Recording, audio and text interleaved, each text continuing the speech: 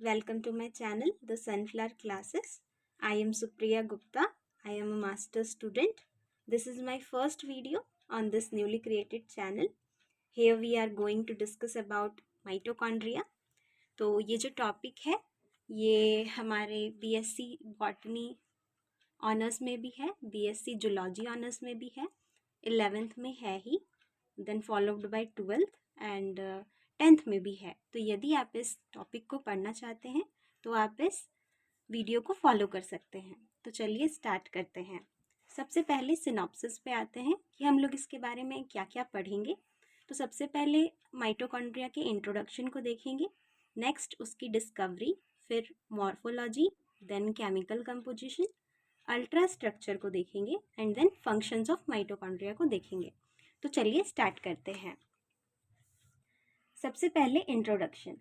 तो mitochondria the organelle that releases energy in the cell. तो जैसे कि क्लोरोप्लास्ट, ईआर, गोल्जी एपरेटस, ये सारे ऑर्गेनेलीज होते हैं एक सेल के अंदर, तो उसी तरीके से माइटोकॉन्ड्रिया भी एक ऑर्गेनेली है जो बहुत ही इम्पॉर्टेंट है। तो ये जो ऑर्गेनेली है माइटोकॉन्ड्रिया, ये रिलीज करती है एनर्जी सेल में। The organelle that releases energy in the cell, ये सेल में एनर्जी को रिलीज करती है। नेक्स्ट है mitochondria produces ATP using energy stored in food molecules. तो इसमें कहा जा रहा है कि जो फूड हम लोग खाते हैं उससे जो भी न्यूट्रिएंट्स हमें मिलती है उसको वो कन्वर्ट करता है एनर्जी में इन द फॉर्म ऑफ एटीपी। ये एनर्जी तो बनाता है लेकिन वो किस फॉर्म में रहती है, वो एटीपी के फॉर्म में एनर्जी बनाता है। Next, because of the production of ATP, it is also termed as powerhouse of the cell and currency of the cell. अब जबकि ये एनर्जी का प्रोडक्शन करता है in the form of ATP, तो इसीलिए इसको हम लोग power house of the cell भी कहते हैं और करेंसी ऑफ द सेल भी कहते हैं। Mitochondria are found in all eukaryotic cell. Mitochondria को आप सारे ही यूकैरियोटिक सेल में देख सकते हैं, ये उसमें पाया जाता है। It produces 90% of the cell energy. ये एक सेल का 90% एनर्जी स्वयं ही प्रोड्यूस कर लेता है। ठीक है, आगे पढ़ते हैं discovery. The term mitochondria was derived by a word mitos meaning thread and chondros meaning granule. ये जो टर्म है माइटोकॉन्ड्रिया, ये एक ग्रीक वर्ड से डिराइव्ड हुआ है जिसमें माइटोस का मतलब होता है थ्रेड, थ्रेड का मतलब धागा नुमा संरचना है, और कॉन्ड्रोज का मतलब होता है ग्रैन्यूल, यानी कि ग्रैन्युलर स्ट्रक्चर है। ठीक है, तो ये ग्रीक वर्ड से डिराइव्ड है जिसमें माइटोस का मतलब थ्रेड होता है और कॉन्ड्रोज का मतलब ग्रैन्यूल्स होता है। Mitochondria was first seen by Kolliker in 1850 in muscles and called them sarcosomes. अब ये जो माइटोकॉन्ड्रिया है उसको सबसे पहले कॉलिकर नामक साइंटिस्ट ने देखा था 1850 में, वो भी किस में, मसल सेल में देखा था, और उसके बाद उन्होंने ये जो माइटोकॉन्ड्रिया है उसको सर्कोजोम्स नाम दिया। ठीक है, अब है Karl Benda, a German microbiologist, coined the term mitochondria. अब देखा तो कॉलिकर ने था 1850 में, लेकिन ये जो माइटोकॉन्ड्रिया का जो टर्म है ये किसने दिया था, ये कार्ल बेंडा नामक साइंटिस्ट ने दिया था जो कि एक जर्मन माइक्रोबायोलॉजिस्ट थे। ठीक है, यानी कि देखा इन्होंने है कॉलिकर ने, और जो किस में देखा था, मसल सेल में। ठीक है, और उसको उन्होंने सर्कोजोम्स नाम दिया, लेकिन कार्ल बेंडा ने इसको ये टर्म दिया माइटोकॉन्ड्रिया, और जो अभी तक चला आ रहा है। ठीक है, आगे चलते हैं morphology. The shape of mitochondria is highly variable, ranges from short rod shaped to elongated filamentous form. अब ये जो शेप है माइटोकॉन्ड्रिया का वो बहुत वेरिएबल होता है, मतलब हमेशा एक जैसा नहीं रहता है, वो अपने शेप को चेंज करते रहता है। ठीक है, तो ये रॉड शेप्ड होता है और इसके बाद ये अपने आप को इलोंगेटेड फिलामेंटस शेप में भी कन्वर्ट कर देता है। ठीक है, the size of the mitochondria is variable. They generally measures about 0.5 to 2 μm in diameter. अब जो साइज़ है माइटोकॉन्ड्रिया का वो तो वेरिएबल है, लेकिन अगर इसका मेज़र किया जाए तो ये कितना है इसका मेज़रमेंट, ये 0.5 से 2 μm इन डायमीटर है। ठीक है, mitochondria have an average length of 3 to 4 μm। Mitochondria का जो लेंथ है वो हमारा 3 to 4 μm है। ठीक है, अब the number of mitochondria varies from one cell type to another.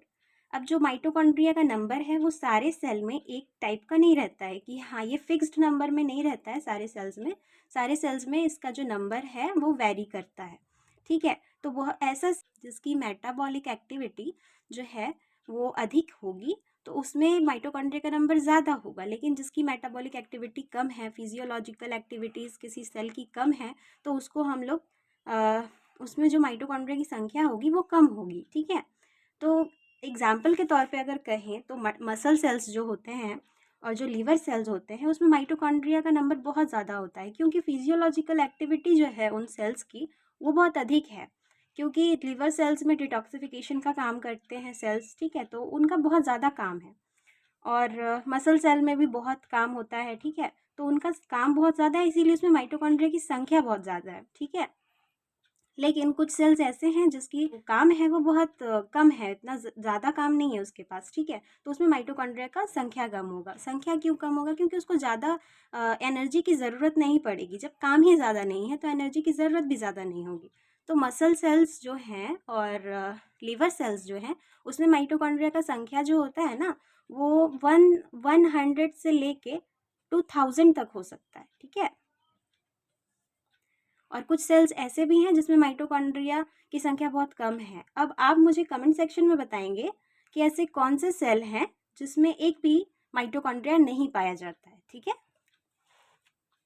आगे बढ़ते हैं, केमिकल कंपोजिशन की बात करते हैं। तो mitochondria consist of protein 70% and lipid 25 से 30%। माइटोकॉन्ड्रिया जो है वो प्रोटीन और लिपिड से बना है, जिसमें प्रोटीन की मात्रा हमारी 70% है और लिपिड जो है वो 25 से 30% है। Mitochondria contain 0.5% of RNA and traces of DNA। अब जो माइटोकॉन्ड्रिया है उसके पास RNA होता है 0.5% और ट्रेसेस ऑफ DNA होता है, यानी कि DNA भी कुछ मात्रा में पाया जाता है, ठीक है। आगे बढ़ते हैं। Mitochondria comprises about 1% of total sale DNA, यानी कि माइटोकॉन्ड्रिया में 1% हमारा DNA पाया जाता है। Mitochondria contain enzymes for oxidation, phosphorylation and electron transfer, यानी कि माइटोकॉन्ड्रिया केवल ATP का जनरेशन नहीं करता है बल्कि उसमें कुछ एंजाइम्स भी होते हैं जो हेल्पफुल हैं ऑक्सीडेशन वाले प्रोसेस में, फॉस्फोराइलेशन में और इलेक्ट्रॉन ट्रांसफर में, ठीक है। चलिए आगे बढ़ते हैं। Ultra structure. अब माइटोकॉन्ड्रिया के स्ट्रक्चर की बात करते हैं। तो जो माइटोकॉन्ड्रिया है वो mitochondria is enclosed bye a double membrane envelope. ये जो माइटोकॉन्ड्रिया है वो डबल मेम्ब्रेनस स्ट्रक्चर है, ठीक है। इसमें 2 मेम्ब्रेन पाए जाते हैं, मतलब कि, ठीक है। The structure of mitochondria involves. अब जो स्ट्रक्चर है माइटोकॉन्ड्रिया का उसमें क्या क्या चीज़ें हैं उसके विषय में पढ़ेंगे। तो पहले मैं आपको डायग्राम के माध्यम से बता देती हूँ, उसके बाद इसको मैं आपको पढ़ के समझा दूंगी, ठीक है। तो ये वाला जो हमारा आउटर मेम्ब्रेन है, जो बाहरी जो ये कवरिंग है, ठीक है, इसको हम लोग कह देंगे आउटर मेम्ब्रेन। ये हमारा आउटर मेम्ब्रेन है। अब यहाँ पे देखिए, it encloses the entire organelle. आप देख पाएंगे कि ये जो आउटर मेम्ब्रेन से ये पूरी की पूरी ऑर्गेनली जो है वो इनक्लोज्ड है, ठीक है। तो वही कहा जा रहा है इसमें कि it encloses the entire organelle, ठीक है। It is smooth and more permeable to small molecules. इसमें कहा जा रहा है कि ये स्मूथ है और बहुत ज़्यादा मॉलिक्यूल्स के लिए। परमेएबल मतलब वो इधर से इधर, बाहर से अंदर, अंदर से बाहर जा सकता है, ठीक है। तो परमेएबिलिटी इसकी ये है कि ये स्मॉल मॉलिक्यूल्स को बहुत ही आसानी से अंदर से बाहर और बाहर से अंदर जाने में हेल्पफुल है, ठीक है। अब and for the transportation of large molecules there is a presence of protein channel. अब स्मॉल मॉलिक्यूल्स के लिए ये तो परमिएबल है, लेकिन ट्रांसफ़र ऑफ लार्ज मॉलिक्यूल्स के लिए ये क्या है, ये परमिएबल ज़्यादा नहीं है, लेकिन इसके पास कुछ चैनल है, प्रोटीन चैनल्स है जिसको पोरिन्स कहते हैं, जिसके थ्रू, उन चैनल्स के थ्रू ये जो लार्ज मॉलिक्यूल्स है ये बाहर से अंदर और अंदर से बाहर जा पाते हैं। अब ये जो प्रोटीन चैनल है उसको हम लोग पोरिन्स के नाम से जानते हैं, पोरिन्स कह देते हैं प्रोटीन चैनल्स को, ठीक है। आगे बढ़ते हैं। Inter membrane. The space between the outer and membrane is called inter membrane. आप देख सकते हैं कि ये जो हमारा आउटर मेम्ब्रेन है, ठीक है, ये हमारा इनर मेम्ब्रेन है। ये हमारा ये वाला जो पार्ट है ये हमारा इनर मेम्ब्रेन है, ठीक है, और ये आउटर मेम्ब्रेन है। तो इसके बीच का जो स्पेस है उसको हम लोग इंटर मेम्ब्रेन कह देते हैं, ठीक है। यानी कि the space between outer membrane and the inner membrane is called inter membrane. ठीक है, आगे बढ़ते हैं। Inner membrane, the inner membrane surround a central cavity or matrix, inner compartments filled with fluid। अब देखिए जो इनर मेम्ब्रेन क्या है, ये जो अंदर है, ये जो कंपार्टमेंट लाइक स्ट्रक्चर आगे बन रहा है अंदर में, ठीक है, तो ये वाला जो चीज़ है ये हमारा इनर मेम्ब्रेन है। ठीक है, ये कंपार्टमेंट्स बना रहे हैं, कंपार्टमेंट्स मतलब ये फोल्ड्स कर रहे हैं। ठीक है, और इसी के अंदर हमारा मैट्रिक्स प्रेजेंट है जो जेल लाइक सब्सटेंसेस है। ठीक है, तो ये हमारा इनर मेम्ब्रेन है, जो अंदर का पार्ट है वो हमारा इनर मेम्ब्रेन है। Folds of inner wall of mitochondria area are called cristae. It enhances the surface area।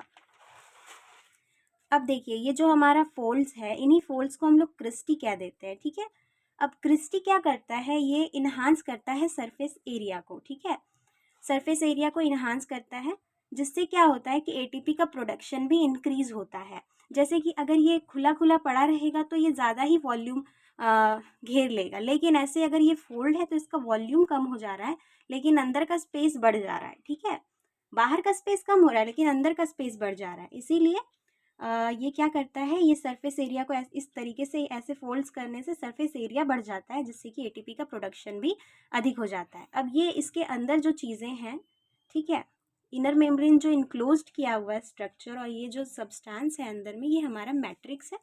ठीक है, इसको हम लोग मैट्रिक्स कह देते हैं। ये जेल लाइक सब्सटेंसेस हैं। ठीक है, और इसमें बहुत सारी चीज़ें और भी होती हैं, जैसे ये मैंने इंडिकेट किया हुआ है, ये राइबोसोम्स हैं, इसमें डीएनए सिंथेटेज भी होता है, एंजाइम्स भी होते हैं। ठीक है, तो वो सारी चीज़ें होती हैं, उनका भी अपना अपना अलग अलग फंक्शंस होता है। ठीक है, जैसे मैट्रिक्स मैंने बताया कि space enclosed bye inner membrane, inner membrane ने जो स्पेस इनक्लोज्ड किया हुआ है, यहाँ आप देखिए इनर मेम्ब्रेन ने जो स्पेस इनक्लोज्ड किया हुआ है उसी को हम लोग मैट्रिक्स कह रहे हैं। ये हमारा इनर मेम्ब्रेन है, ये स्पेस इसको इनक्लोज्ड किया हुआ है यानी कि बंद है, यही हमारा मैट्रिक्स है। इसके अंदर जो सब्सटेंस है वो हमारा मैट्रिक्स है। अब चलते हैं फंक्शंस ऑफ माइटोकॉन्ड्रिया में। तो प्रोडक्शन ऑफ एनर्जी, तो माइटोकॉन्ड्रिया का सबसे मेन फंक्शन तो यही हो जाएगा कि ये एटीपी जनरेट करता है। ठीक है, न्यूट्रिएंट जो भी हम लोग खाते हैं फूड, वो जो न्यूट्रिएंट होता है उसको कन्वर्ट कर देता है एनर्जी में इन द फॉर्म ऑफ एटीपी, ये मैंने आगे भी बताया था। सेल्यूलर ग्रोथ की बात करें तो जो मेटाबॉलिक एक्टिविटीज़ होती हैं सेल की, वो कैसे परफॉर्म कर पा रहे हैं, क्योंकि माइटोकॉन्ड्रिया जो है वो उन्हें एटीपी प्रोवाइड करवा पा रहा है, एनर्जी प्रोवाइड करवा पा रहा है, तो क्या होता है तभी वो मेटाबॉलिक एक्टिविटीज़ परफॉर्म कर पा रही ये क्या करता है, माइटोकॉन्ड्रिया प्रमोट करता है सेल की ग्रोथ को। ठीक है, तो ये एक फंक्शन हो गया। एपोप्टोसिस की बात करें तो प्रोग्राम सेल डेथ, यानी कि जो मतलब डैमेज हो गई हो, ठीक है, तो उनको हम लोग एपोप्टोसिस एक प्रोसेस है जिसमें उनका डेथ होता है, तो ये भी इसको भी फैसिलिटेट करता है माइटोकॉन्ड्रिया। ठीक है, डिटॉक्सिफिकेशन इन हिपाटोसाइट्स, इसकी बात कर लें तो डिटॉक्सिफिकेशन, हिपाटोसाइट्स क्या है, ये हमारे लिवर जो डिटॉक्सिफिकेशन में इन्वॉल्व होते हैं। ठीक है, तो उसमें भी माइटोकॉन्ड्रिया एक इम्पॉर्टेंट रोल प्ले करता है। इन्वॉल्व इन कैल्शियम स्टोरेज, तो कैल्शियम का भी स्टोरेज जो है वो माइटोकॉन्ड्रिया उसमें भी एक अच्छा इंपॉर्टेंट रोल प्ले करता है। कैल्शियम स्टोरेज मसल्स में होते हैं। ठीक है, तो माइटोकॉन्ड्रिया का ये सारा हमारा फंक्शन हो गया। तो this is all for today's lecture. यदि आप इसका नोट्स चाहते हैं तो आपको डिस्क्रिप्शन बॉक्स में अवेलेबल कर दिया जाएगा, और यदि आपको ये वीडियो पसंद आई हो तो please share, like and subscribe. Thank you so much, and for more informative videos follow the Sunflower classes. Thank you everyone.